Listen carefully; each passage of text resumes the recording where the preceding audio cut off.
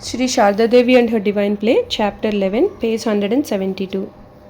The Master's Wish Fulfilled. We are stricken with grief when we think of Holy Mother's ordeal in Kamarpakur, which lasted nearly a year. She did not want anyone to know about her suffering. If the Master's devotees had known of it, they would have handled the situation immediately. Despite her hardships, Holy Mother struggled to follow the Master's advice to live alone in Kamarpakur. But there must have been a special reason behind this divine plan. The scriptures say that the desires of illumined souls always come true. It seems that the Master had fulfilled his one unfinished wish through her. Swami Sharadananda wrote, "At the threshold of his youth, a kind of fancy arose in the Master's mind, prompted by the influence of his inner feminine nature. Because they were born as women, the gopis of Vrindavan attained Sachidananda Krishna through love. This led him to think that if he were born as a woman, he could worship and attain Krishna like the gopis.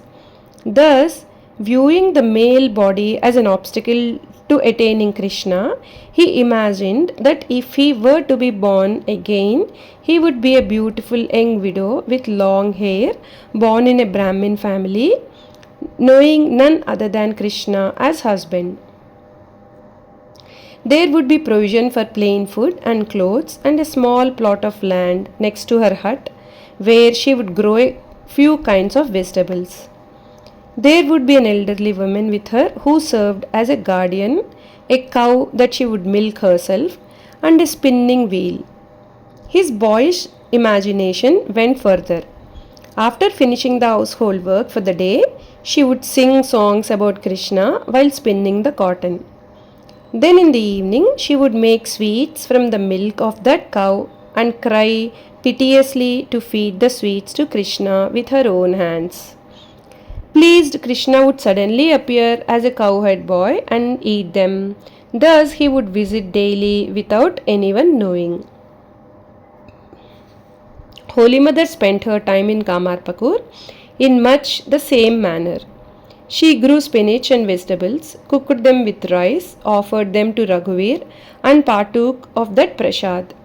She spent the remainder of her time chanting the Lord's name. Blessed Kamarpakur. Later, Holy Mother talked about leaving Kamarpakur. At Kamarpakur, I missed the Master very much. It was a painful experience. That is why I did not stay there.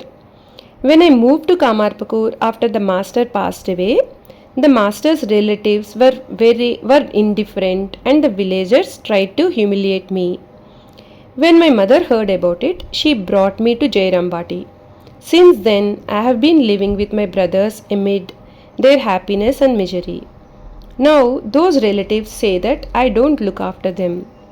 How strange is human nature. Although Holy Mother did not remain in Kamarpakur, she kept an eye on her husband's cottage and paid for its maintenance. Today, nearly 200 years later, that thatched hut is still in excellent condition, bearing the memory of Ramakrishna and Holy Mother. Later, Holy Mother reminded her devotees of the importance and sanctity of that cottage and asked them to stay there when they visited Kamarpakur. She also gave financial help to Ramlal when he added an upper floor to his cottage. She was always concerned about continuing the worship service of the family deity Raghuveer and bore her share of the expenses. In 1950, a beautiful temple was erected on the spot where Ramakrishna was born, and the Ramakrishna order has preserved that precious mud hut where the Master and the Mother lived.